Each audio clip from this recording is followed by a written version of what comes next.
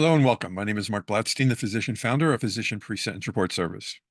Today, I'm going to review You're Guilty at Trial. All is not lost. So, don't lose your marbles.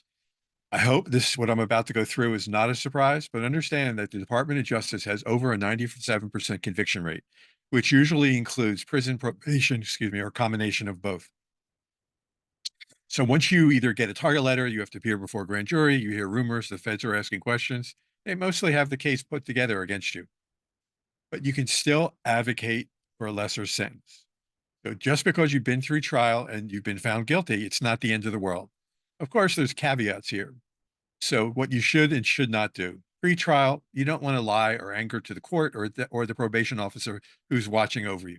You don't want to go ahead. You want to listen to everything they tell you that you're allowed to do and not allowed to do, and don't reinvent the wheel.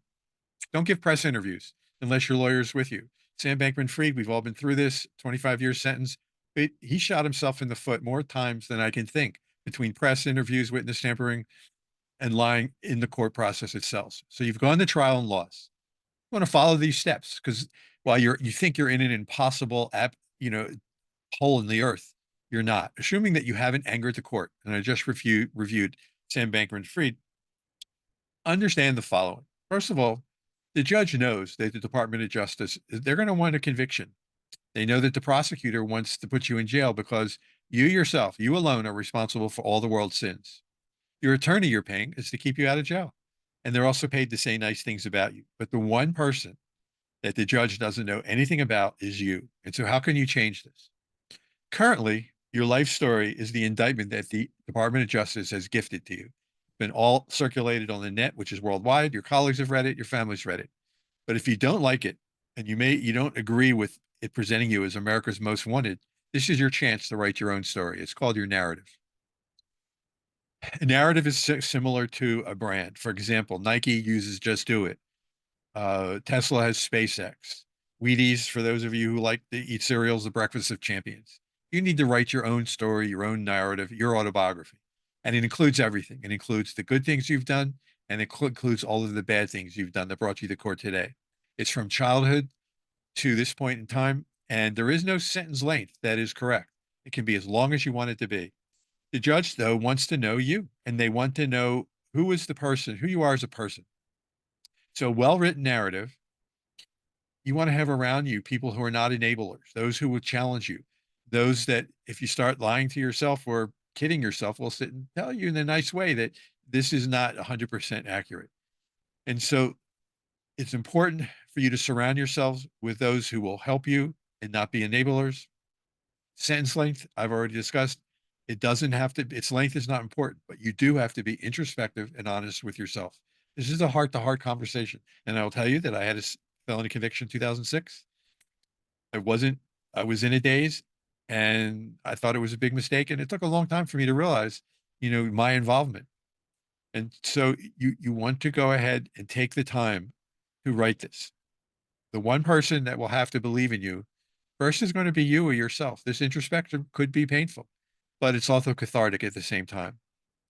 Then after you, the most important person, it's not your lawyer, it's not the judge, it's the probation officer who interviews you and does the investigation. And so they have to believe you when you're providing your narrative, which is going to include everything that makes up their pre-sentence probation report, and after investigation becomes the pre-sentence report itself. A release plan, this seems a bit premature, but my judge asked me, do I have anything to say? He doesn't want to see me back in his courtroom again. And what did I do? I appealed the indictment, not the sentence.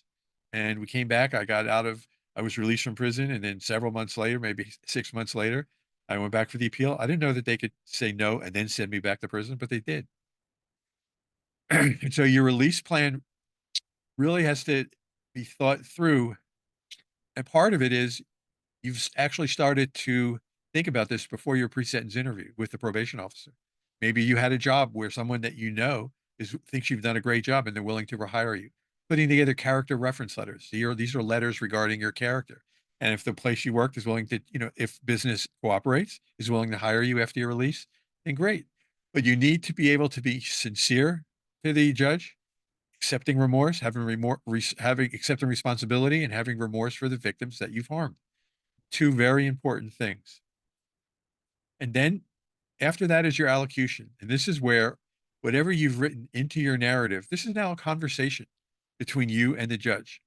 And if it's sincere, if it's from the heart, it's okay to be nervous. It's okay to bring in notes written down on a tablet. It's okay to have the allocution or the narrative both prepared and then to be submitted to the judge because you just tell them you're too nervous to speak, or it can be in video format, which is under 10 minutes. But the allocution is where the judge is going to listen to you, and they listen to a lot of people before them in their court every day for years. And if you're able to tug their heartstring and get them to believe in you, this is your chance to lessen the impact of your sentence. I hope you found this helpful, and I appreciate you taking the time to listen in on your busy day. Have a good day.